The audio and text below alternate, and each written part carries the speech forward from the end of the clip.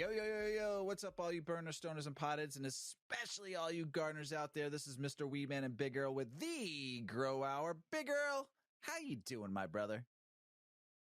What's up? I'm doing really good, man. How are you doing? I'm doing great. I just can't see you today. I can't see you. That's Your okay. your camera's fucked up, but that's okay. We're still going to make this show work. And we have a special guest on right now, Lance from Grove Bags. How you doing, brother? I'm good. Thanks for having me, man. Appreciate it. Man, thanks for coming on the show. We're going to do our smoke sesh, and you're not going to be able to see Big Earl smoking, but that's okay because you can see Mr. Weedman smoke.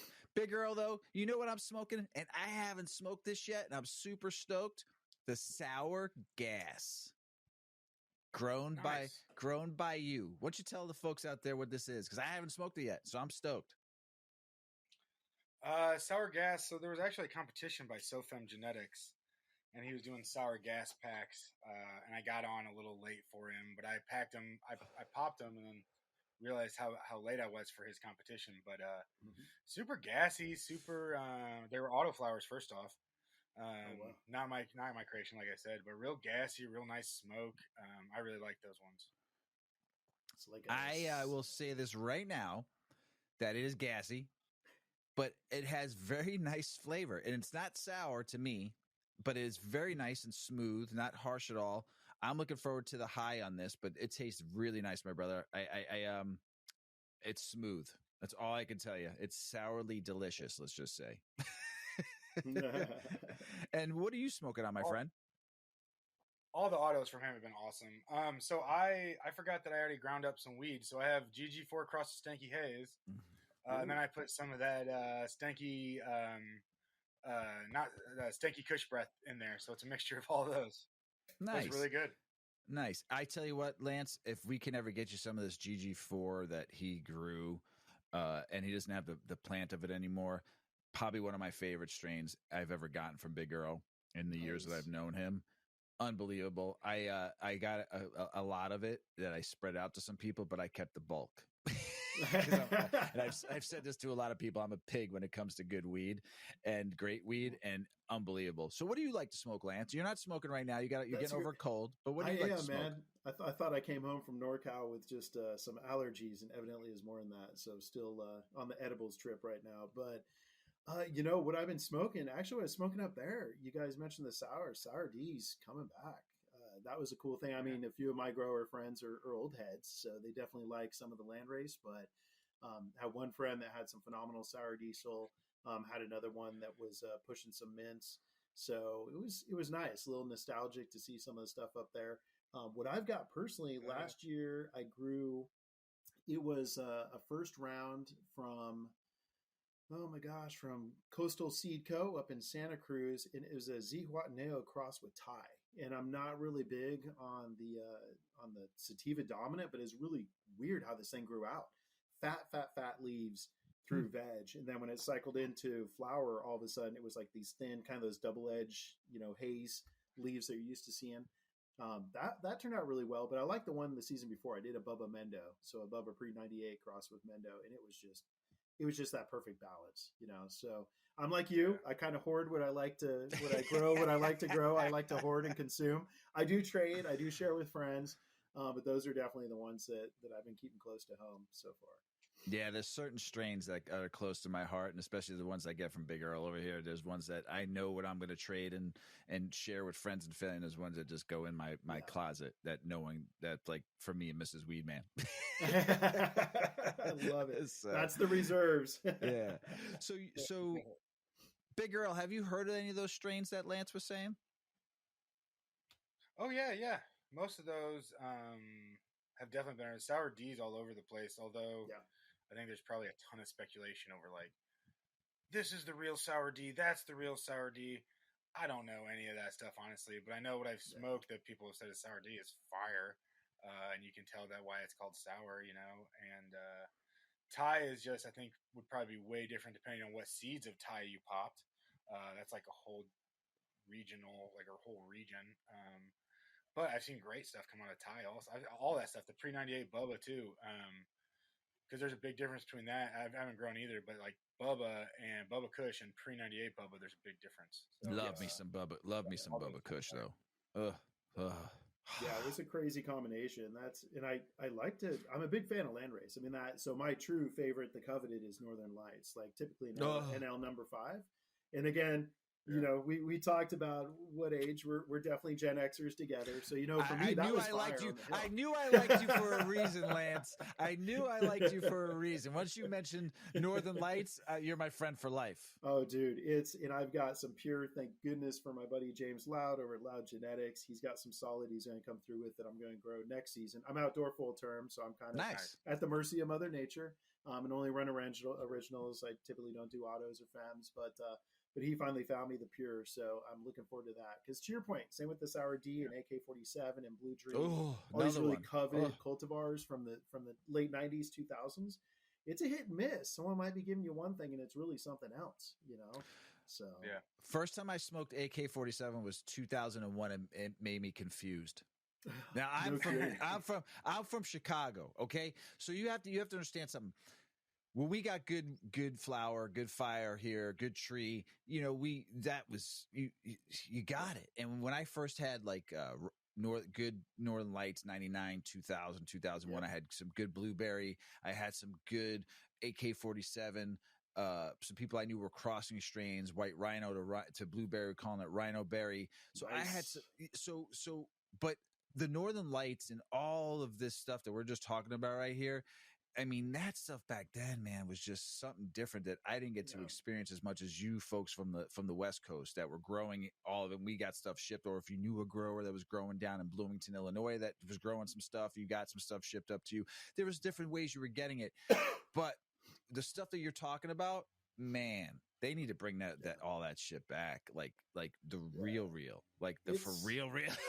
They're trying. It's a lot of us are trying to make that movement, man. You know, I mentioned, and I'm not to bag on anyone, but you know, the trendy triangle strains, the stuff that comes, and you've seen it. You've seen all the fruity dessert, the gelatos, the wedding cakes, the ice cream cakes, the RSs, the RS15, RS25, like. Those are kind of more the trendy, and I'm trying to push as much as I can my friends who do scale grow, because like we mentioned, you know, we're home growers. I'm not contributing to anyone except for myself and family and friends. But, you know, as ones that grow, like, man, it's not the demand. I'm like, create the demand. Like, bring back some of those legend cultivars. You know what? And I'll go way back, like Maui Wowie or Swahili or Acapulco Gold. You know, those two, Acapulco Gold. I never had Swahili. Tell me about that one. Tell me about that one. Swahili's zingy, man. I mean, same with Durban poison. You know, it's indigenous to the South Saharan region. So it's something that really can grow with a lot of heat, a lot of strong heat. And so it just really had this zing to it. It wasn't quite as extreme as like a headband or super silver haze where you just kind of felt all the weight up here. It was still pretty balanced.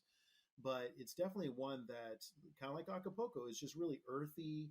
Again, not so much of the fruity and the citrusy as much as it was kind of earthy. You know, the pinene and a little bit more of the myrcene, you know, more of those kind of sedative terpenes kind of on the lower end versus this high zesty stuff. So it's hard to find. And the guys who have it, there's a few that have the true genetics, but again, they're really tough to come by because they've been weaned out. You know, stuff that's crossed is all this Blue Diamond, Blue Dream, and you know, all these base race that have been kind of dominating the scene for the last 5-10 years, you know. Let me ask you a question on we have a friend who's been on the show a couple of times, and all this person talks about is fucking skunk. Skunk. You know anybody got any skeeds? I'd love to hook him up with some true skunk. Some real skunk one. Yeah. It's out there, man. I mean, it's just like getting back into the gases. I love how you guys were talking about that because, you know, gas never really, OGs never really went away. But it's interesting that the quench for those are finally coming back. You know, again, I think there's enough guys who are like, you know, the stuff that we're smoking today is not the same as the stuff that we were smoking in the 80s, 90s, and even the early 2000s. Because again, you know, working for Weed Maps, used to head up media over there, man. We had so many data points we had access to because we had at the time when I was there like 9 million unique visitors to our platform a month. So we're able to collect all this data. And I always pop quiz people like, hey, what do you think the 2 most selling cultivars were for the first 20 years of this century? And of course, that's when stuff was trending, right? All the, you know, oh, well, it's got to be cookies, or it's got to be cake, or it's got to be Skittles, or it's got to be Runts, you know, all this stuff that is trending in the teens. I'm like, no, still, it was Sour D and Blue Dream, and Blue Dream on the West Coast and Sour D on the East Coast, So it's kind of interesting how our palates have shifted, but I hear more people going, man, I'm kind of tired of dessert. I want to get back to some of those originals. I want stank. So. I want stanky dank. That's what I want again. It's okay to have it now. It's legal, man. It got suppressed. I mean, thanks to DARE and the war on drugs, a lot of that stuff got suppressed out here because if you could smell a crop from a mile away, you were done. The wind catches it the right direction for the sheriff to pick up on it, and it's game over, man. I want head turning weed from a mile away. Like that kind of stuff. I miss that. I miss that stuff where you were walking, and I still smoke weed everywhere I go, but I want that stuff that's like, you feel me on that. I want like the stanky danky danky. So Earl, man, we already found out what he likes to grow, how long he's been growing, what's his favorite strain and whys. You got something to talk about, Earl. Go ahead, brother. Yeah. What so we're on with Grove. I appreciate you, by the way. Like you said, my camera's been being funky, and so I didn't have a chance to shoot the shit with you too much before the show. No worries. But reached out to Grove. You guys were awesome. I was on another show and I got some Grove. I was like, man, I'm so fucking tired of burping. Is what I said. Like, what do you mean? I'm like, oh, twice a day, once a day, twice a day when I can. I was like, it's fucking taking up hours of my day. Yep. They're like Grove bags, and I was like, "What the fuck?" That's literally what I said. I was like, "I don't. What is that? What kind of word is that? Is that a verb? Is that something you do to a bag?" Yeah, and Grove it. around you guys, and so like literally the first night that I was in you guys' bags, I knew I was like, "Fuck this! I don't get that like burp smell or whatever." But anyway, we're getting a little head on that. But what got you with Grove? You mentioned that you were with Weed Maps for a little bit. Got you moved over to Grove. It was kind of interesting. I'd met the guy who was starting to kind of kick things off on the international front for this company while down in Costa Rica for the first Cannabis Expo down there. Over a year and a half, almost 2 years ago. Really nice guy, Julian. And I'd heard about the product because I actually work for another company that's the industry leader in humidity packs in this space. The name that won't be said because technically they're kind of an indirect competitor. But work for that company. So I had heard of this company for some time. Like I was like, wow, how can you do this? How can you create this perfect atmosphere to where you don't have to burp your bud?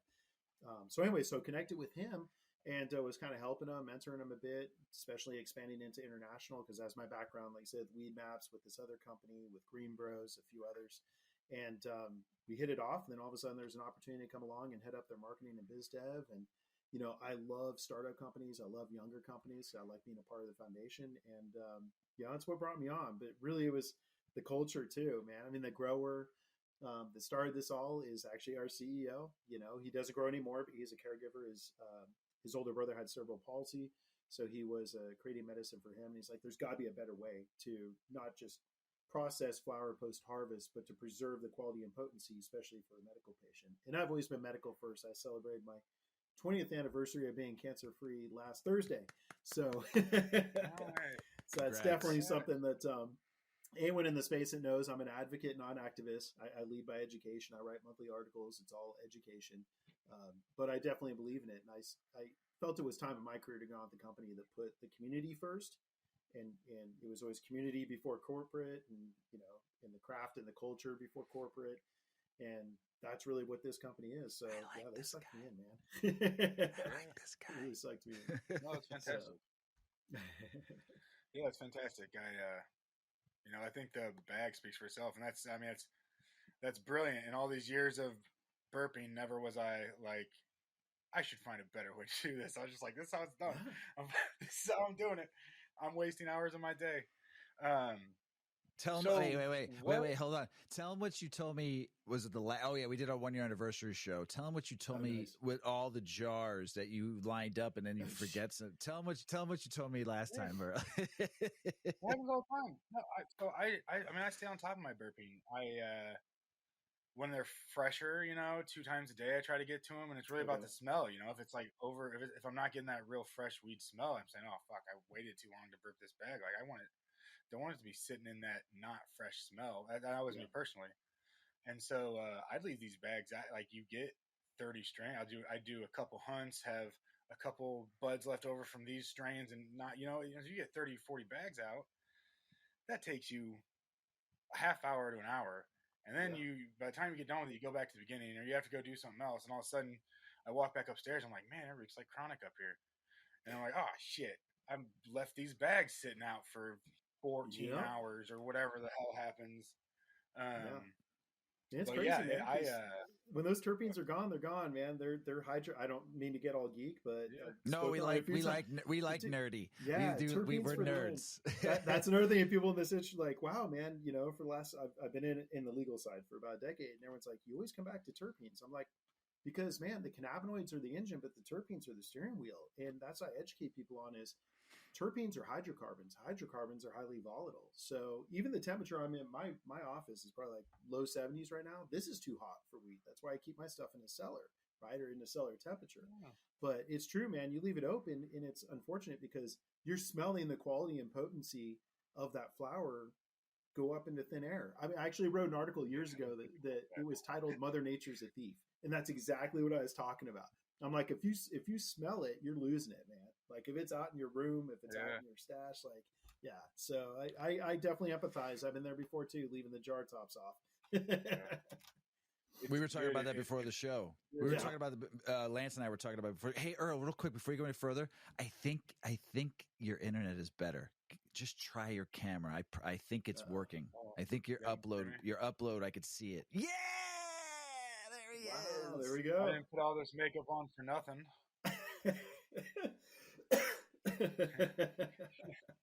Nice. It's I did a little magic.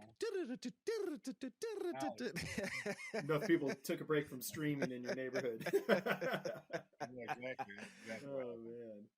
So yeah, I it's been a long time I think since there was something that was like made that big of an impact in my like day to day.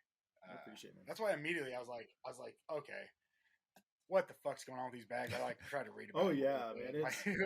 We just need to ask. People are like, think it's voodoo. It's not. So I'm with you first off when I talk to friends, and like I said, I just came down off the hill, out of Humboldt, and there's still people like, dude, what's so special about the bag? Like, what is there a chemical? Here's one thing that I'm surprised because a few up there did this, but a lot of them did it up in Germany. They take the bag and they open it and they smell it and they're like, well, what is there? I'm like, you're not going to smell anything. This is FDA approved. There's no chemicals. There's no additives. Ooh, and so the best way I can that? Right? How the did material. You get It's the material. That we wow! use, so. Applause. Yep. The federal government to fucking do something right. Are you fucking kidding me? We can't even get them to fucking reclassify this shit. You're getting grow bags fucking FDA approval.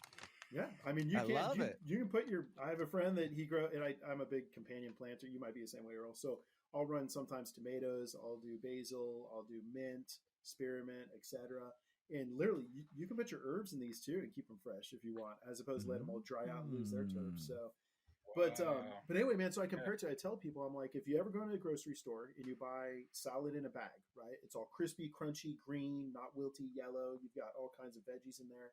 And everyone's like, yeah, that's flushed with nitro, right? Or flushed with argon. I'm like, nope, no noble gas. It's the packaging. So that packaging is designed for the physiology makeup of vegetables, which is a different humidity level, obviously, than flour, right? So we applied that science to this and designed it around the physiology of this plant.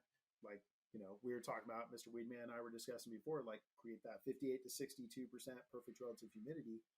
But because of technology, anti-static, antimicrobial, anything with a window, like the bag you just held up, has a UV protectant on the outside, which is super dope.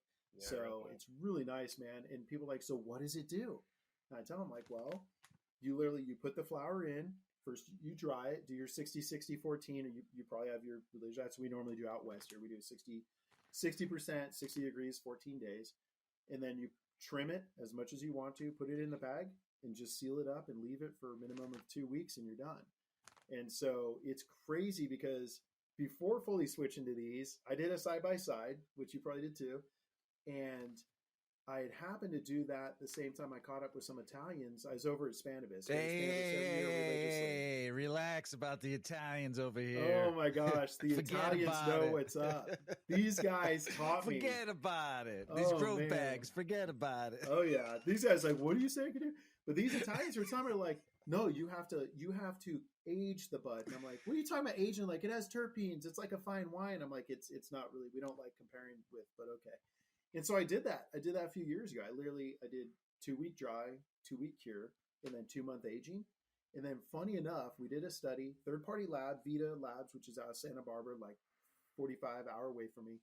We did a study, jars versus our bags. And we gave jars an upper hand. We didn't have them burp it, so it didn't change the environment. But our bags, they found that obviously it surpassed glass within a week. And then it hit that ideal level of both cannabinoid and terpene percentages within 2 weeks. But then they kept it in for 8 weeks. And it hit its maximum potency at 8 weeks. So I'm like, wow, the Italians are on, which is crazy because, right, that's wives' tales, that's old school. What do they know? Yeah. It really works, man. So I keep my stuff in for a few months, but you can store it in the bag too. So you seal it and leave it and don't touch it until you want to consume it or break it down into smaller portions or whatever. Hey, forget about it. Hey. There you go. So maybe we'll get into the flower a little bit. What's happening to that flower at that time then? Like as the plant's 14 days dry, you did your 60-60 for 2 weeks. What's happening there that's getting us, that smell and that difference, that terpene degradation? It's really cool. So what happens with biomass, and this is in general, when plants are living, they're taking in the CO2, putting off oxygen. That's why we love them, want them all around us. When plants die, when they're taken from their life force, something interesting happens. And it's not just obviously in the plant kingdom. It happens with animals and creatures as well. But they try to regenerate. They go into this highly defensive mode where they're trying to recoup. So they actually off-gas CO2 in order to try to regenerate. So what happens is when you put it in that contained space, you have the perfect moisture content. We say between 10 and 12% moisture content if you're a hay meter guy or a wood meter guy. Or if you want to put it in a space to test the ambient relative humidity, mid 50s to low 60s, that kind of RH. But you put it in, so that CO2 starts off-gassing. It pushes the oxygen out of the environment. It gets it down to an average about 2% oxygen. So you still allow like the CBN and CBG, like some of those minor cannabinoids to mature. The mother. I know. Tell your children not to walk my way. Sorry, I geeked out again. So, you get it, man. And so the CO2 is what's keeping the flower from oxygenating or oxidizing, right? So it's not turning brown. It's not. And then you have that perfect amount of moisture content to allow the flower to continue to mature. So that's what's happening. It's literally creating that perfect environment. So I went into one operation indoor. Total respect for the indoor guys because it's a whole different realm than what I'm used to. And they had 1,142 grams in one of our 1 pound bags. I'm like, and they had some really dense. I mean, they're decent size. I mean, they're like, I would say like B's on an outdoor. So these are definitely AA plus on an indoor. And they were really dense buds. And I'm like, first off, props to you guys for fitting 2 pounds of flour in a 1 pound bag. Like that's pretty dope. Yeah. But you're a little too overfilled.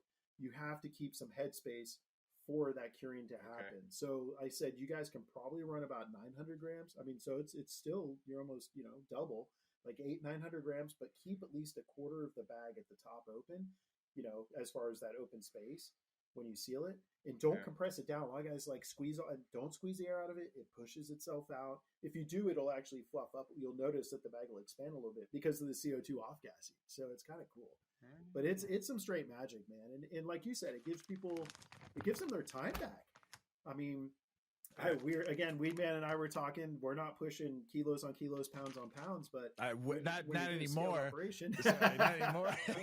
If this was around when I was younger, if this is the '90s, then you'd really know who the fuck Weedman was. Hey, then you know what's up, man. But yeah, if you're pushing weight, it saves you time, but it also saves you money because again, you're not just losing the terps when you're letting them off gas like that. You're also losing weight. You're losing moisture. Moisture equals weight. And it might not in a couple, grams or a couple ounces, but when you're dealing with pounds and kilos, that adds up, man. You need to save all that quality and potency, as well as that weight. The weight is what matters if you're selling. Yep. Yeah. Dude, I mean, I don't hustle like that either, but my biggest thing is I deal with so many varieties. Yeah. That it's like I'm going through like most of my bags are like under an ounce. but it's still like something where I'm like, I want this to be good in a Yeah. month when I want to come back and smoke it every now and again or whatever. Or it's for a particular patient where it's like, I'm not going to yield this again. I need to hold this for them. So I got a question, Earl. Sorry to interrupt. So some of my older strains that might be like old, like I keep them for a while. Can I take them out of the jar and put them in the bag? Will that like give them a little pep and step again? It technically can, yeah. If you're just in a straight jar and you just have it sealed in. So this is, again, we'll go in geek talk. This is actually a passive atmospheric modifier, not an active atmospheric modifier. So this is passive. So it'll passively, if it's a little too low in relative humidity, it'll passively bring some into the environment. If it's a little too high, it'll passively push it out. Now, if you're an extreme one way or the other, if it's super dry bud, you're going to need something to get yourselves back up.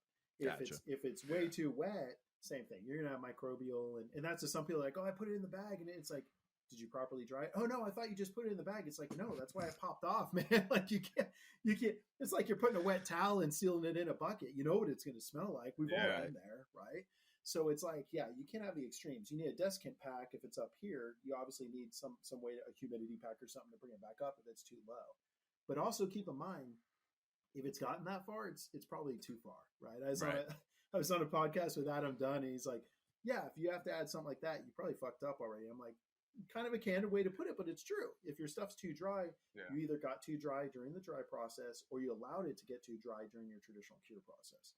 If it's too wet, you just try to rush it, get out the door like, most underground markets still do, let alone barely curing it. So,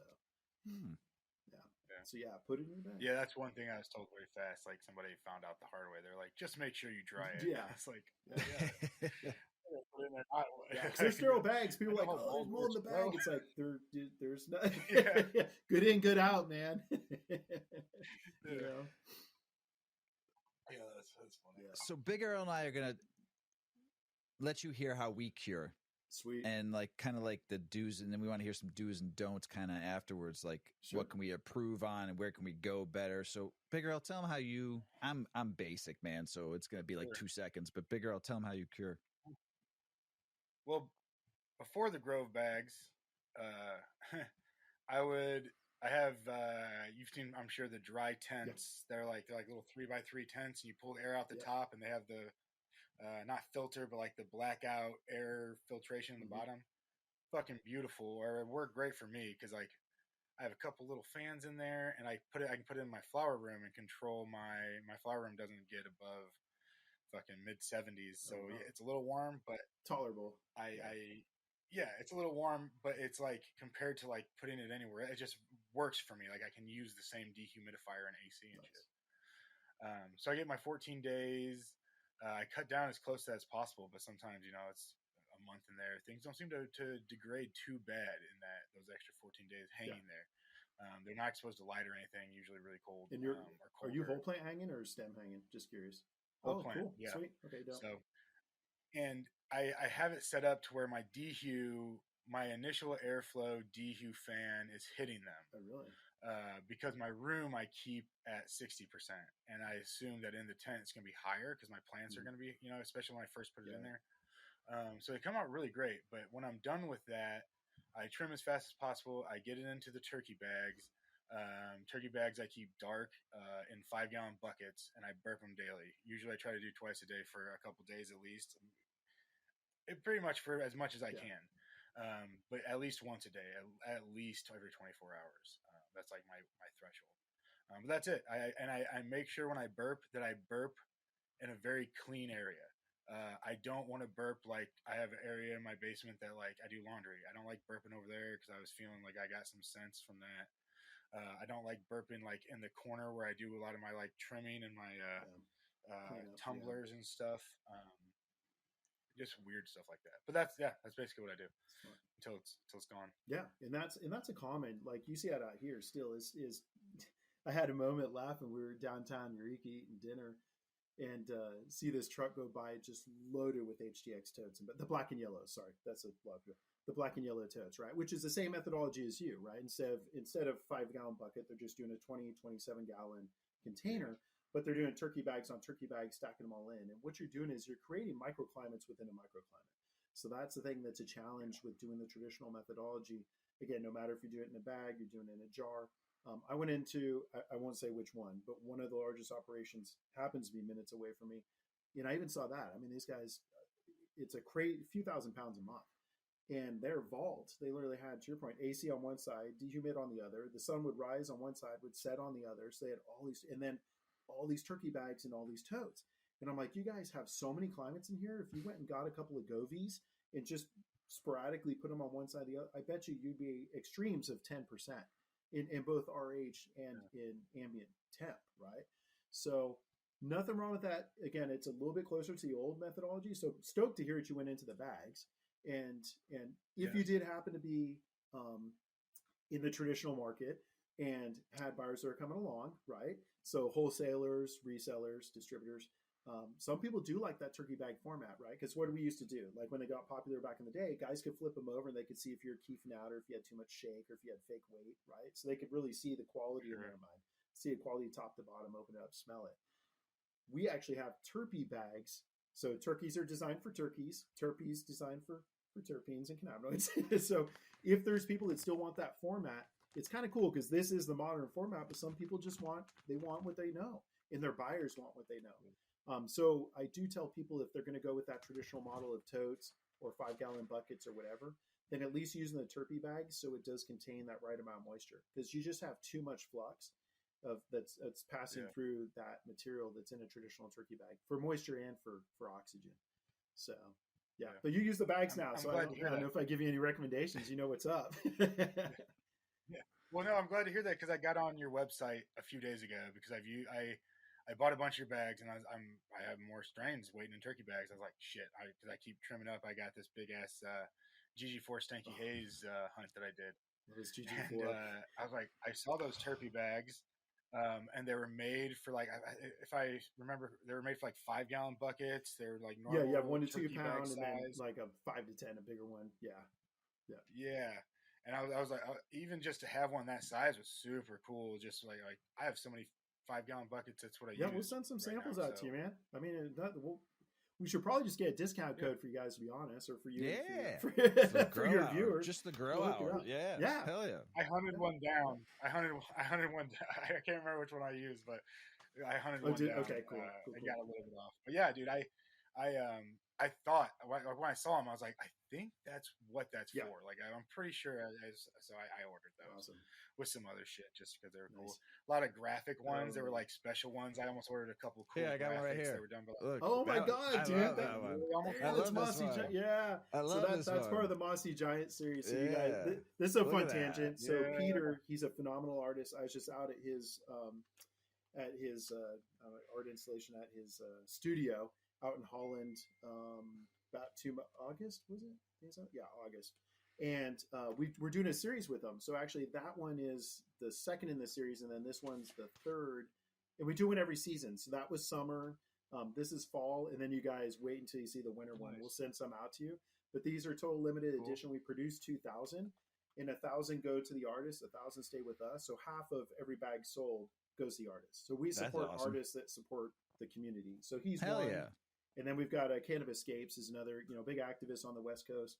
We've done a few collab bags with him to support his causes as well. So yeah, we're all about the customs. So stoked to see you guys like. Oh those. Man, when I opened up the box and I saw those, I'm like, these are awesome. I don't know if I ever want to use them. I want to like put them in a nice frame because they're so dope. Sneaker pimps. That's it. We have guys that they order like twice of everything. Like we did. Well, you can only get this through James Ob. I talked to you guys about, which huge fan of James and his genetics, but. We did this bag for him, and same thing. Like everyone's like, "Oh my god, it's freaking sick!" And I'm like, well, "I got a couple of those. I got a couple of those too." Did you get those? Oh yeah, I got a couple of those. I appreciate it. So, let me tell you how I'm just newbie-ish grower.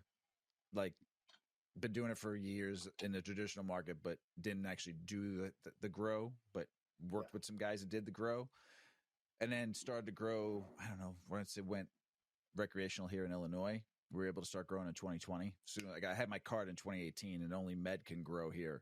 Yeah. I had that tent ready to go, up, running, first one, lights were up, ready. So a lot of the first, this is before I met Big Earl too. And I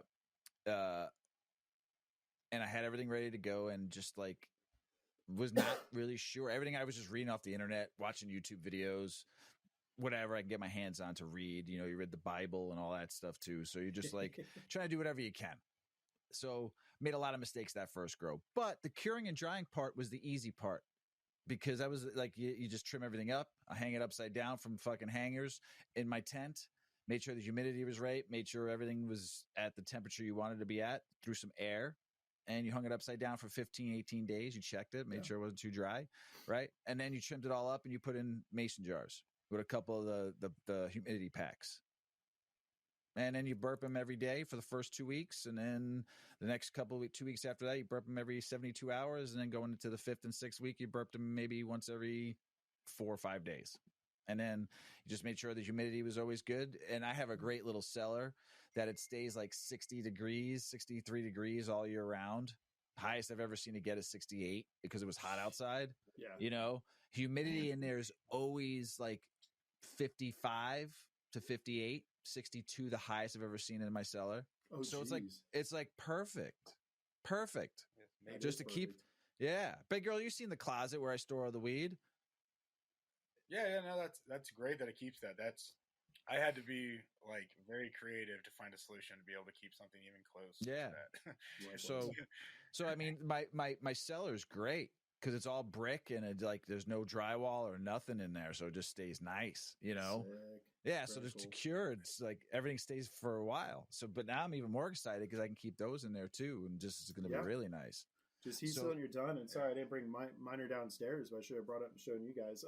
I saw another on like a growers podcast on a Friday one time, and this guy goes, "Oh, let's share each, what we did because we were all part of this growers group that ran these F1s for this grow up north, and we were all over the state." He goes and get his Yeti cooler, and you can hear it juggling and everything, all the jars and all. He's like lugging it up, almost drops it. I'm like, "Here, let me get mine," and I literally bring like my one container with all my bags in, and they're like, "That's it." And I'm like, "Dude, it doesn't weigh a lot when you don't have all the glass." Yeah, you know what I mean? It's amazing. I mean, I use our 8 easy. decades jars, the mirror and glass jars that we use. Those you know, are it's sick. I mean, they're ultra white. I mean, Earl has them too. So I mean, these things are dope and smell proof. But I mean, you got to use a lot of these. Yeah. How much you're and growing. to travel with them. I hate to say, man, but it's right. like, remember when you're, what was it, like home economics or whatever in high school, you had to take care of the egg. That's what I feel like when I'm traveling with glass, man. I'm like, oh my gosh, am I going to drop it? Am I going to hurt it? This is great. These little ones are great little travel bags, man. These things are fucking sweet where you can just travel with these. Man. Yeah. And they're just easy pinch bags. I kind of took the format, although we originally did this format, I think, for cookies, but this format, because like you guys know, as opposed to the vertical, most bags are set up like this, right? Because they want to do what's easiest for the retailer. But it's not easiest for the consumer. You have to dump out all the buds to pick the one you want to pinch. So with this one, literally, because you have the gusset, you just open it and pinch out a bud and not have to dump it all out, put it back in, dump it all out, put it back in. So, that's awesome. Yeah, so what size is that one on the website? Is that the eighth? This is size? Actually, this is 7 gram. This is perfect. Nice. So this is you can fit an eighth, but yeah, eighth, quarter. I mean, honestly, if you're doing indoor, running dense indoor, I know guys that run 10 grams in these, no problem. So totally works. But sweet. Yeah, definitely. And then you got the ounce. We did a limited one for a Canifest too this year. Oh, nice for the people up on the hill. So yeah, it's a nice ounce bag. Oh, that's cool. So that's dope. So the only thing we need to improve on now is just using the bags. I'd say that. Well, I mean, you made post-harvest sound so simple, man, because I tell people, like, growing's half the battle. Everyone puts so much emphasis on the grow because dude, full-term outdoor, nobody gets it more than me. Like, months, I mean, literally months of taking care of these plants outdoors, right, in the ground. But so many guys would then rush it at the end. And it's like, it's almost like courtship, right? Let's go out, let's first date, second date, and then just like, take your time. The more time and energy you put into it, the more you're going to get out of it, right? So it's the same with your plant. I'm glad that you you made it sound simple, but you're right. Like, you cut it, you buck it, you hang it, you trim it, you cure it, you store it. Like, and then you fucking smoke it, baby. And then you smoke it. But so many people are like, dude, I don't have time for that. It's like, well, you had 8, 10, 12, 15, 20, 30 weeks, whatever, to grow your bud. Yeah. And then now you're not going to spend an extra few weeks to make sure that it's in its perfect state before consuming. Yeah, because like, come on, you're eventually going to smoke it. Yeah. You know what I'm saying? So that's the finishing. That's where you do all this work. You put your 90, 120 days in to get to the point where you get to fucking enjoy what you did. And I know some of the stuff people are, we're talking about cultivators and they, growers, big professional growers that use your bags. But for the home grower, for somebody like myself and a caregiver like Earl, who smokes his own weed too. Yeah. This is work. Like you just said, it takes a while. You're watching your babies every day, and you don't want to leave those babies every day. And we all travel for work. I get it. And you got stuff and you got to have someone to watch it. You take care of these. These are your babies. Exactly. And for the finished touch as a home grower for your medicine, you want to make sure you have the best smokable weed possible. I'm not saying I grow the best weed. I'm the best grower. I want good smokable weed that's going to have good terps, good cannabinoid ratio, and maybe get some other cannabinoids that I really like that in weed that you can only get in edibles, So, I want terps, I want flavor, I want smell, I want not only just cannabinoids, not only just terpenes, I want flavonoids and I want esters. I want the whole enchilada. That's the whole plant health. That's as a medical advocate, and Earl will agree, like it's whole plant health. That's why some states, Florida, Minnesota, we're only concentrates. Well, you're handicapping the medical patient because first off, the greatest uptake, which is 40%, is by inhalation, by smoking it, not by. And I'm a huge edible. Don't get me wrong. Make my own can of butter. Make my own can of oil. When you have enough flour, you get creative. Mm-hmm. But really, if you want the whole plant experience in the full proper spectrum, then to your point, you need the whole plant, and you need all those compounds that come with it. So I'm with you, man. And that's keeping it fresh. That is a big factor. If it doesn't have, you guys know, if you don't flush a plant right, tastes tingy. The burn is horrible. Everyone talks about forget the ash. I don't care what the smoke looks like. I care about how it feels. And when you don't flush a plant right, what it tastes like, what it feels like. But it's the same thing with, to your point, if you don't have the right moisture, if it got too oxygenate, like those things make it a horrible smoke as well. And obviously compromises the quality and potency of the plant. Yeah, it runs hot. So if you fuck it up, it runs hot and you burn your lungs, Yeah. So it's like a very hot ash, like people used to probably smoke cigarettes without a filter on it. If it's dried out shit, you're fucking burning your lungs, So half of that fucking brick reed I used to suffer through back in the early 90s and late 80s. Shit. Yeah. So let's go on to Grove and I know you answered a lot of this but tell us, you're somebody. I didn't mention like what you do for Grove. So once you tell us a little bit about your experience, like what do you do for Grove? And then tell us like a history of the Grove bags too. I always forget to mention that too, because I always get the community and the plant and the process. Yeah, right? You get excited. Yeah, man. So, we've talked about this before. Grew up in NorCal, so definitely grew up around, the hippies, although it wasn't as cool in the 80s, right? They kind of phased out and moved to Mendocino and Santa Cruz and Berkeley, but definitely grew up around it with the patchouli oil, 11-grain bread, and kombuchas. But, so it was always kind of the norm for me. I went into the mainstream, if you will, although flower was a big part of my success. Even going off to school, I saved up for it with selling flower when I was a kid. Then got into the legal market. Is weird because I cut my teeth in the legal market out in Colorado. So when Colorado came online on January 2014, I was there. Was working for The Cannabist, which was a news outlet with Ricardo Baca, who's also in the industry. And then, from there, Weed Maps, and kind of just got into this trend of starting up and being a part of the startup or the scale up process of these companies. And really fortunate to do what I love. Like I said, I write about it on a monthly with MG Magazine. Talks about all the countries I've gone to. I tell people, I'm like, I just did my 195th cannabis trade show event or expo this last weekend. And everyone's like, you keep track? I'm like, well, I have OCD. So there's that. But it is interesting because I tell people, I'm like, man, I would have never toured the coast of Australia, would have never gone to a rooftop in Tel Aviv, Israel, would have never been to Santiago, Chile, or Bangkok, Thailand. Like there's places this plan has taken me, and I'm very fortunate because of, the people that I represent, the companies I work for. But Grove Bag's the same thing. Like I said, it started out just like myself, who came from the community. The person who founded it, Jack Grover, phenomenal guy. He comes from the community. He's a caregiver like you, Earl, and obviously taking care of his brother. So it's a little bit closer to home for him. That's why they came up with the technology. Several of us in the company grow. Those that don't grow have been in the space for several years or have consumed for several years.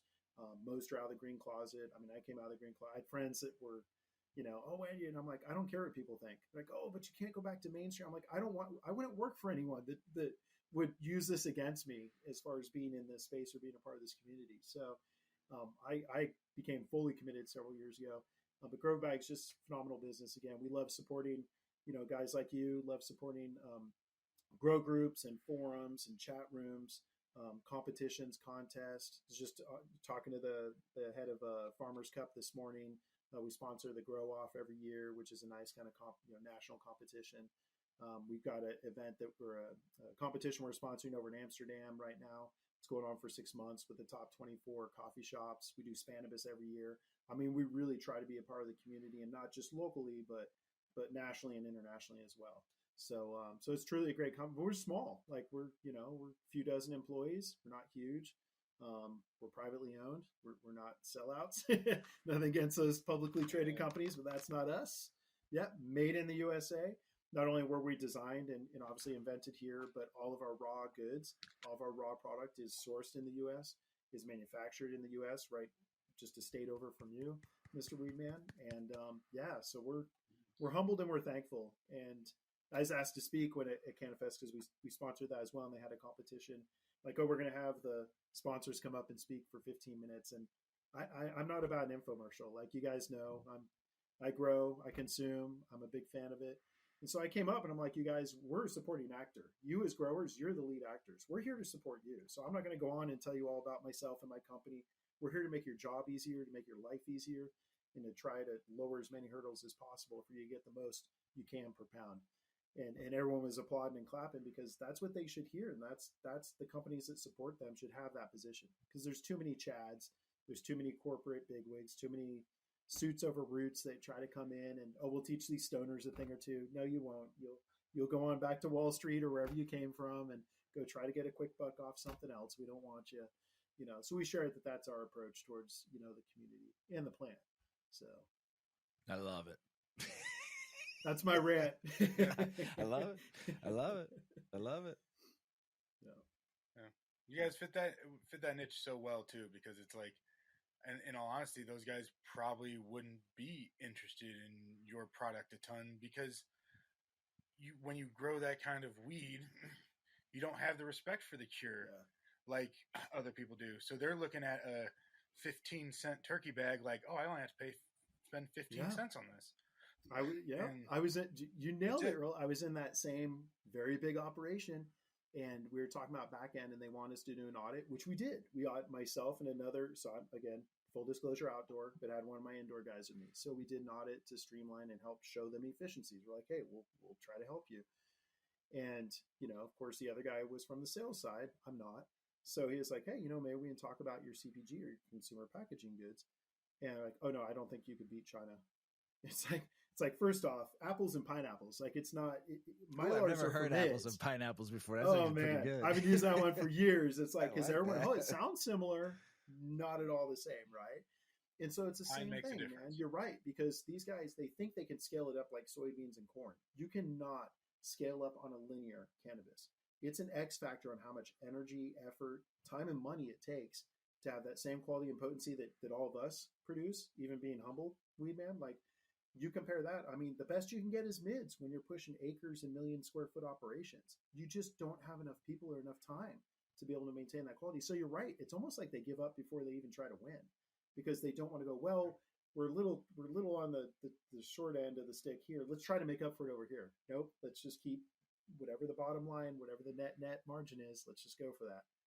It's all about the margins. It's all about the margins, Lance. Yeah. The whole industry. You see it happen in Canada, man. Look at Canada.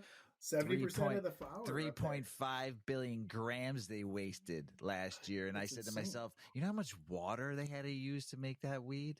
You know how much waste? Not only just the plant that was wasted, everything else they used that was wasted. 3.5, not like millions or not 100,000, but billions of grams. And now you know why the market, and that's why I love doing these international trips, just out there. And the tour this year is Germany, Holland, and England.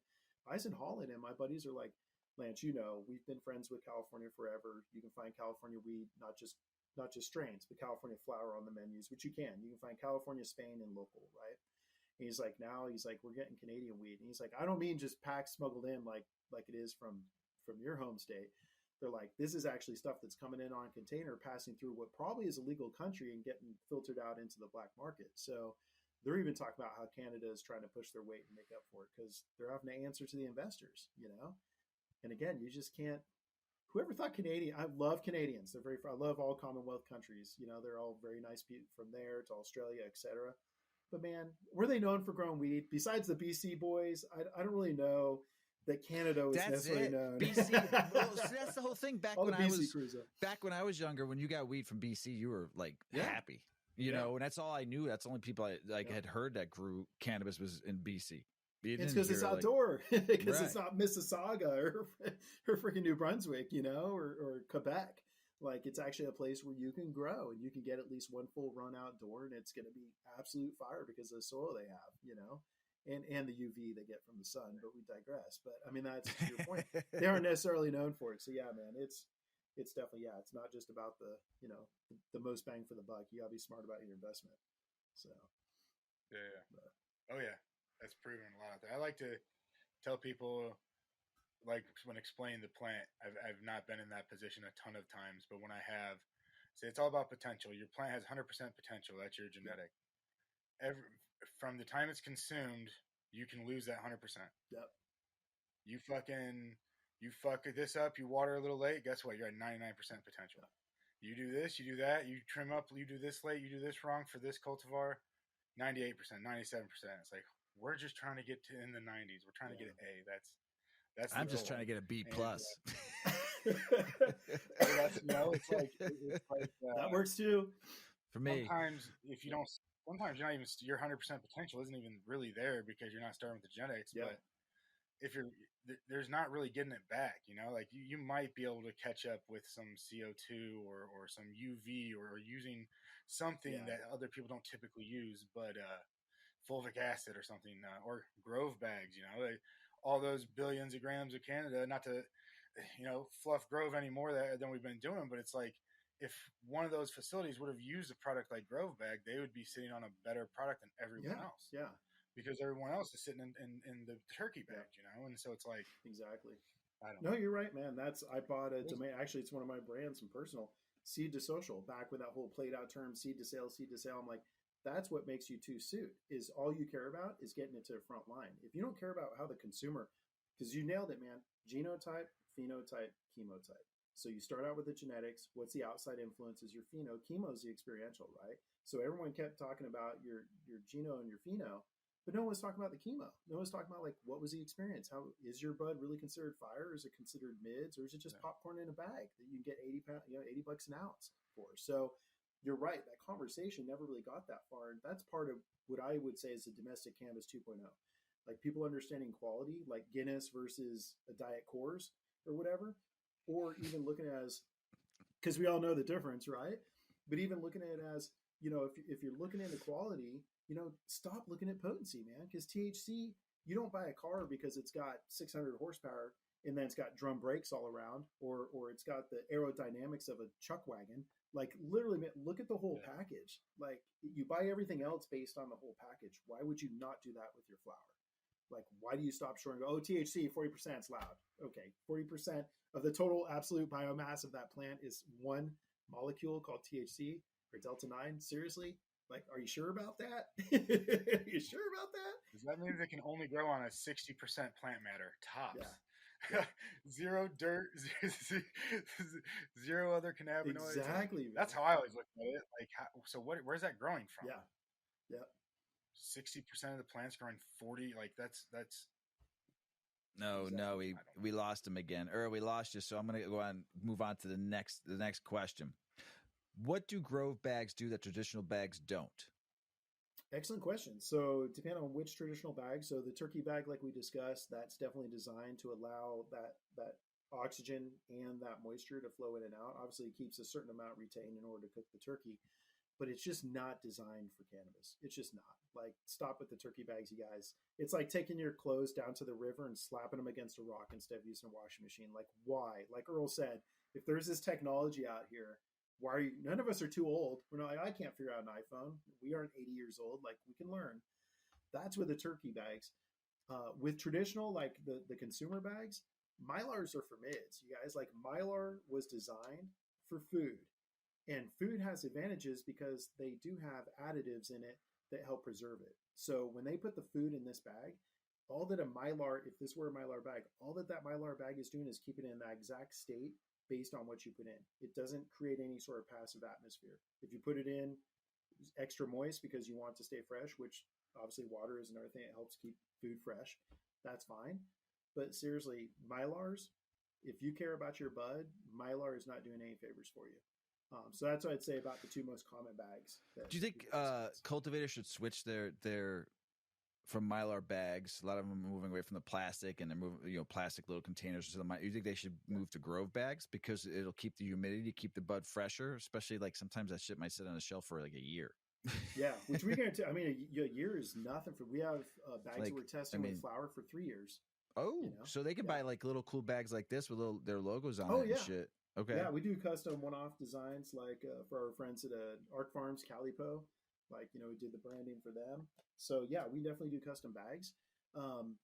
If they care about it, then definitely looking into flexo or soft-sided packaging versus hard-sided. To your point, again, NorCal is all about the jars. And I'm like, okay, you create this great flower. You're getting the glass and you're getting the lid from offshore. You don't know what quality it's in. You don't even know if it's safe. And then the fact that how much weight is that? We did an audit where what's the carbon footprint to create, and again, this is the boofy, not the quality stuff. Like you have a quality jar. Like I have quality jars like that. I have sea vaults that I even use for some of my stuff because I know I can upcycle it and reuse it just like yours. But we're talking about the throwaway jars. Like to your point, the leak down and the amount of oxygen that can escape from that environment is horrible. The actual effort that it takes and energy it takes to produce that jar and produce that lid, and then also to recycle that jar and recycle that lid. And that's another thing we're having to teach a lot of people is these can be upcycled. Like these actually, the zipper, you can open and close 100 times. You don't have to heat seal it. You can open it, keep it as your stash. I keep ones that I travel with and use time and time again. So you definitely can reuse these and upcycle them. That's what we encourage. But think about how much money you're saving in transport. How much does it cost for 1,000 pounds in jars versus 1,000 pounds in flexo or soft side packaging to transport logistically?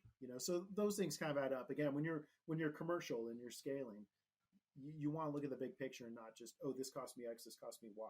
Net it out, see what the difference is. So, Big Earl, you back? Can we hear you? There we go. All right, you're back. Yeah, we can hear you now. For me, one of the first things I did was tell everybody who's associated with my cannabis about it, because it's like I want them. I've told everybody about burp, and I know they don't. Yeah. It's not nothing against them. I just, my patients, I know that they're not burping their bags every day, unless they're smoking every day. Yeah, exactly. And it definitely, like, the upscale makes a ton of sense to me there too, because it's like I want them all to have it. I want to give them some product and say, just keep this, so that when you get your meds next month, you can have it. But yeah, sorry I froze there for a second, but yeah, that's all right. That happens. Everyone's streaming Jeopardy over there right now or something. I don't know what's going on over here. It's all right. We got you. So I'll ask the next question. Why do bags dry out? And this is Earl's question. This is a good one because we were talking about it before the show. So why do bags dry out even when burped in a higher humidity climate? Yeah, it's really weird. I mean, if you're in a higher humidity, technically you are introducing that outside atmosphere to that space. So normally it shouldn't, but again, it does depend on what bag. So likely this is going back to turkey bags. Turkey bags, just the leak down is there. It just allows too much oxygen to escape the environment. So even if you are in a high humidity space, you're still having that humidity within that controlled environment wick out of that atmosphere. So you're having that essentially that moisture. The flower's sweating. That's what happens. We're sweating it when we're drying it, but it's still in a slower pace sweating when you're curing it. So the problem with the turkey bag is there really isn't a vapor barrier there to keep it from letting all the moisture out. And it's not helping, obviously, to burp it then, because you're just expediting the escape of not, again, just the moisture, but the terpenes at that point too. Sweet. Yeah, that's definitely turkey bags. But I just noticed, like, it'll be raining outside, or it'll be like spring. I'll be like, man, why do I have to have a humidity pack in this? Yeah. When it's 95% humidity around my house, basically, because it's been raining for however long. And we can go a little geek on that, man. So a good point there. So there's two different variables, right? So we talked about moisture content versus relative humidity. So moisture content is bound water within a given space. So the moisture content is, think of buds like a sponge, and we can, right? Because you guys know if it's fresh and sticky icky, what do? Like we see it, we smell it, we squeeze it, then we smoke it, right? I'm just being old school. I stick mine against the wall, and if it stays there for a couple days, I know it's sticky, icky, dicky. So that still exists. Oh my gosh, man!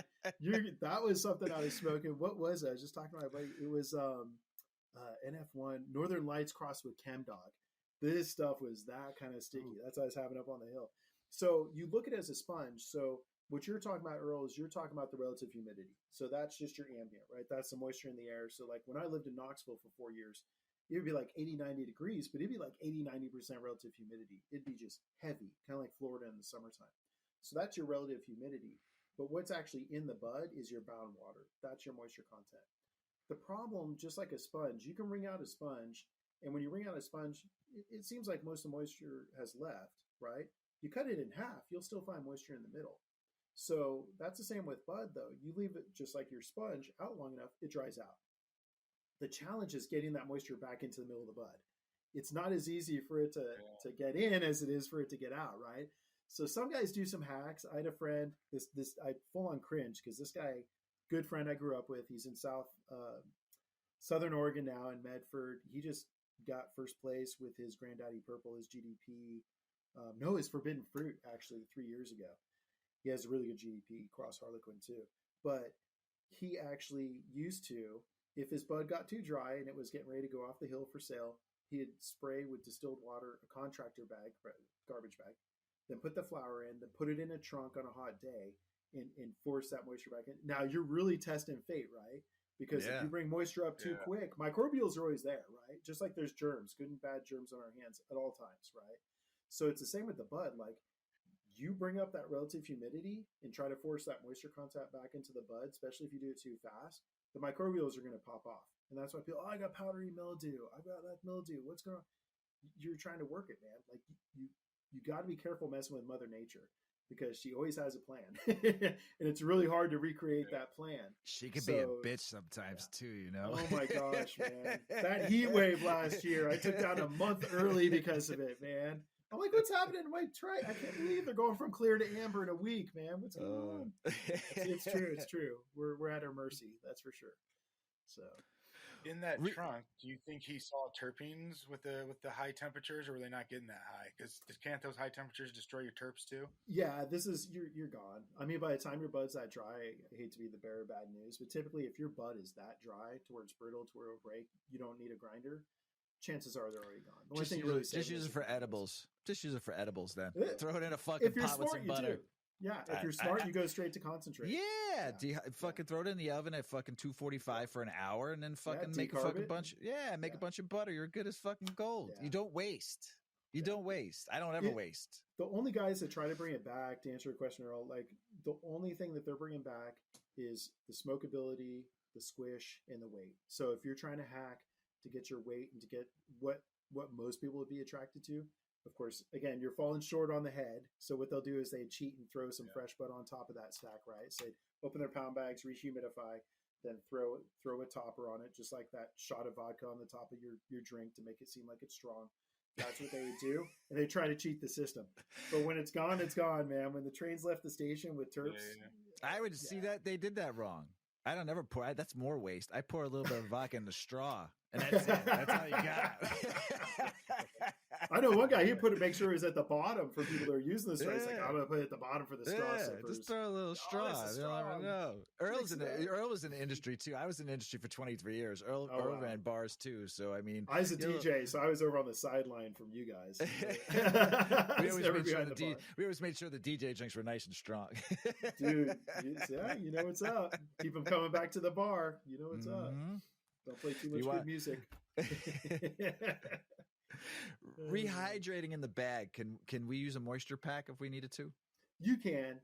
Again, as much as I feel like at certain times individuals on that side, because those are active atmospheric modifiers, right? So they do one thing and they do it well, right?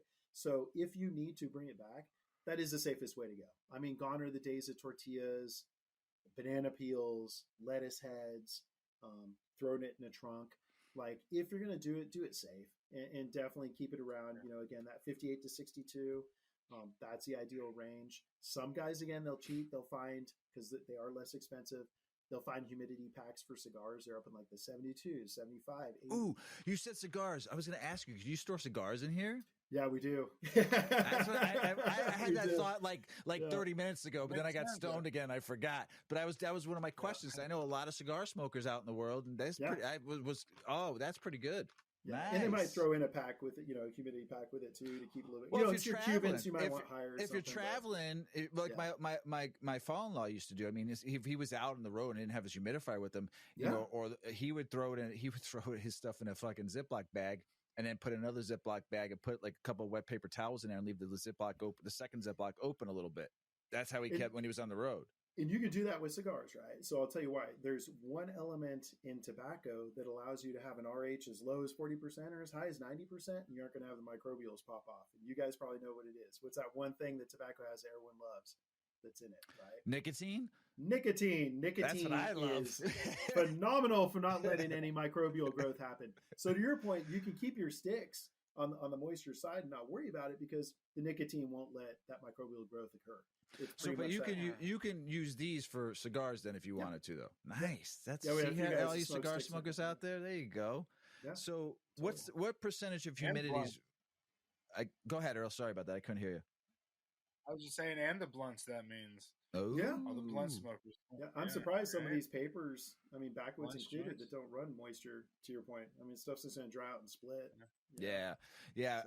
So, I smoke a lot of the I like the palms. King palms. And there's a couple other different companies out there too. I like if they used what you guys did, they keep that, because if you have it for a while, it gets dried out and brittle and cracked. The ends get all crackly, So, and when you're trying to stuff them, that's the worst, when they're cracking on you. So these companies should look out to Grove on that. So what percentage of humidity is recommended? Really, mid 50s to mid 60s. Anything over 65% is the danger zone. That's when microbials pop off. That's about, for those that use a moisture meter, about 14.5% moisture content or bound water in the actual flower. Keeping it that mid 50s, mid 60s. I know most guys out here, we don't have a problem with humidity, but most of my friends growing up always kept it around the low 50s, just be on the safe side. So if there was, again, to Earl's point, if there was some sort of storm or something that brought in and changed that barometric pressure, in the ambient, then they knew that they were in that safe zone, or for some reason moisture got introduced in the environment. They knew they had a little more cushion. So I'm usually, I like my stuff about 59, 60%. Some guys like it a little bit drier if they're rolling a bowl or a blunt. Some guys like it a little bit wetter if they're doing a drier vaporizer. It's all personal preference at that point, but that's kind of the range. Mid 50s, mid 60s is ideal for bud, for sure. Nice. Yeah. Earl, can we hear you? There he is. Yeah. Is there a percent that you think is better for longevity? You think the 55 is better, like overall? Like, is there any like tests you know of where a lower, like that 55, might keep the terpenes a little better? We've looked into it. Most of our studies have been focused around, obviously that proof of concept initially around our technology, but moisture is a natural preservative. So I'll say that much. So if you're able to keep it, now again, it's a fine line, right? Dude, you guys, there's different probes and sensors and stuff that might be on the horizon from us in some point, but I use Govies and I love it. Like, I put it in there, it lets me know it's fairly accurate. They're inexpensive, but just do yourself a favor. And even if it isn't a Bluetooth enabled sensor, just keep a sensor with your bud. And that's all you need to do. But keeping it in that higher 50s, low 60s is optimal for maintaining that right moisture content for longer shelf life, for sure. Sweet. And then this is Earl's question. We just lost him, and I want to keep this rolling. So for sure. What or how do you recommend to rehydrate that's not a humidity pack? Something sitting around the house, wet paper towel. You kind of talked about this a little bit, distilled water, fresh cut leaves kind of stuff. That's it's very old school, but to your point, a lot of guys would do that. I'm a big fan of distilled water, even when I'm popping seeds. I'm all about the distilled. So using the distilled water and creating, I think you kind of mentioned this with your friend's dad travels with cigars, that kind of creating a climate within a climate. So trying to control as much as possible. So a popular hack, to your point, is having something, and it could be something as simple as a sterile sponge with distilled water, but something that's within a container that you can keep your bud in that increases that ambient RH. And that's really, to be fully candid, that's what an active atmospheric modifier is doing. It's just the advantage of the ones that we now have in this day and age is that they're actually two-way, not one-way. So they can balance it based on the technology of that packaging. But if you really want to be traditional, it's not that different than what you do in a humidor. You know, you have beads, or you have a sponge, or you have a stick. You have something that wicks moisture, but dissipates it at a very balanced rate at an ambient temperature. So that's all you need to do. And just make sure you have that sensor so you can keep an eye, because if that relative humidity gets too high, you want to kind of get ahead of it. You're starting to get into 65, 70. Take that out of the environment, because chances are you're going to get that perfect state with the flower. Sweet. Yeah. Sweet. Good hacks. Can I put plastic bags or open jar or something similar to in the Grove bag? Absolutely, man.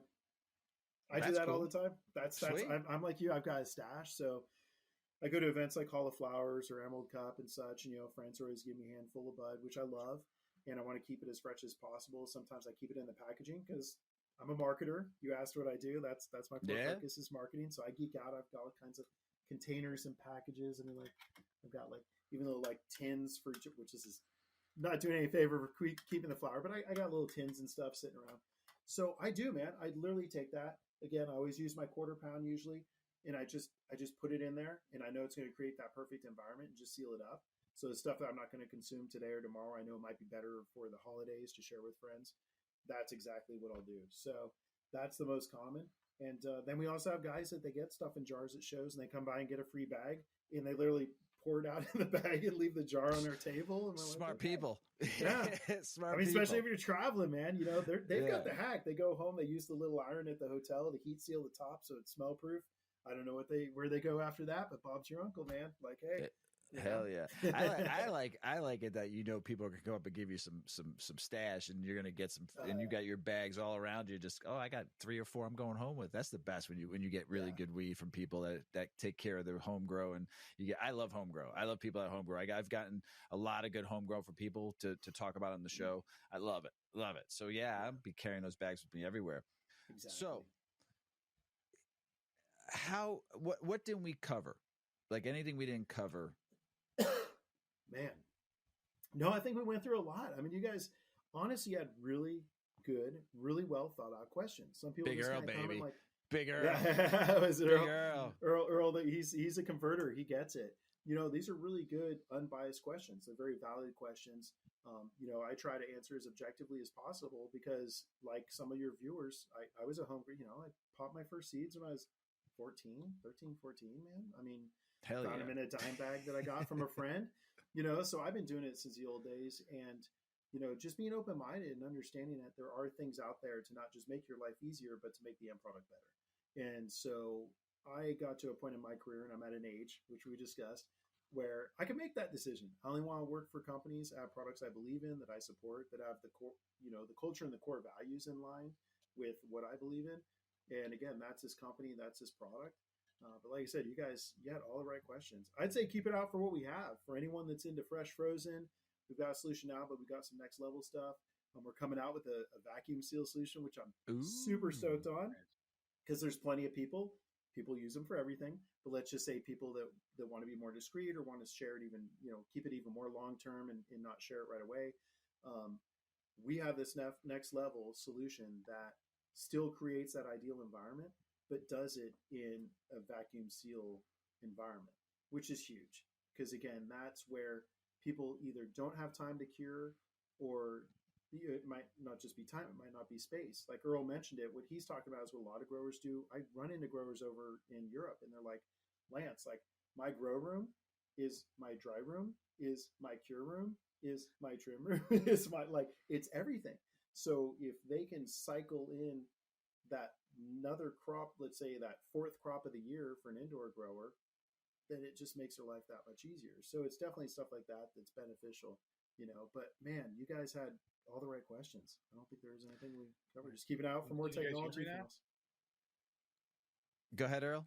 Can you guys hear me now? I was just making sure I came back right on there. Yeah, we got you, man. We got you. Yeah. So we asked all the right questions that Lance was saying. So, and Right. you did a phenomenal job at all these questions in our podcast practice yesterday and last week too, going over all this stuff because we thought this was really important for people to learn about the cure and to learn about your bags. So, Definitely Earl, appreciate that. I know you cut off a couple times, but do you got anything else to ask Lance before we let him give his tags and plugs and fun stuff like that? No, man, that was awesome. Maybe one thing. What if I am using, maybe I'm old school and have a couple peanut butter and jelly bags with a couple different strains in them, and can I putting that into one larger Grove bag? Yeah. Is that a possibility? Recommended? Would you wrap those up at that point? Would you just leave those open at that point? What do you think there? At that point, you leave it open. I mean, Yeah. just being cognizant that there might be a little bit of mixture of the terpenes because they are going to go into that contained Distinct atmosphere. material. Usually, there's no harm, no foul there, but the purist would probably want to separate and segregate. But yeah, we kind of discussed that a little bit, making it a catch-all bag just to keep everything in the ideal environment. James Loud just did that with he had a contest, and every entrant, although there were a few entries that actually entered with our within our Grove bags, but every entrant he put into a Grove bags to normalize and make sure that they were finished in the cure before they actually started judging. And I thought that was a Nice. huge honor because he is like, we need to, it was the same genetics, obviously different growers, different environment. So the geno is one thing, the pheno is another, but he wanted to try to normalize and give people who didn't properly cure the advantage or people that overdried the advantage, try to normalize a little bit more. So he did exactly that. He put all the samples, they were all sealed in their containers, but he put it in our Grow bags for an extended amount of time so he could try to normalize that environment as much as possible. So definitely a game changer. Sweet. Yeah. Tell us where we can find you at, Lance. Yeah. So as far as company, at Grove Bags or Grove Bags IG, Grove Bags on FB, grovebags.com. And then myself, I'm 805 Lance. You can find me on IG or Lance Lambert on LinkedIn. Definitely love helping people out. For folks out there that are thinking about getting into the industry, I will disclose, having consumed since you were a kid doesn't technically make you, an expert.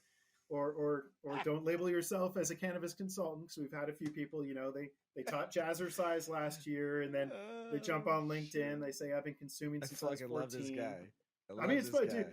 I love this guy. I was speaking at an event up in Canada, and one of the guys like, always do your background on your consultants. I'm like, yeah, because you saying that you're an expert because you've been smoking for the last 20 years is like me saying that I should be a urologist because I've been going to the bathroom since I was a kid. Like it doesn't translate. So be honest to yourself. But if you are passionate, bring your passion and your experience, no matter what it is, into this space. And so that's why I love to manage and mentor people in that direction. Hey, if you work for FedEx or UPS and you're tired of the man, we need logistics people. If you work security at a concert, we need people in the security space. If you're in marketing, sales, scientists, doctors, lawyers, HR, marketers, salespeople, I mean, I've never worked in an industry where there's such a vast, diverse community of people that we need in this space. But bringing the passion for the plant is definitely a bonus. It's not a requisite, but it's a huge bonus if you want to get into the space. So that's one thing I will leave everyone with, and find a cool company to work for.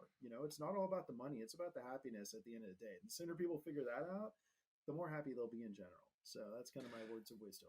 I love it because I say I don't want to be an expert in anything because then I'll stop learning and growing. Yeah. So day you stop learning is day you stop living, man. That's it.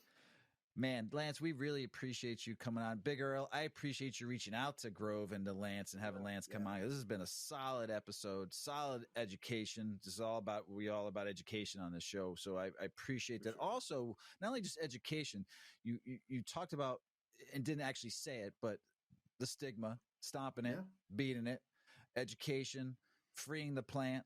You've talked about a few things that we advocate and talk a lot about this show. So I appreciate that.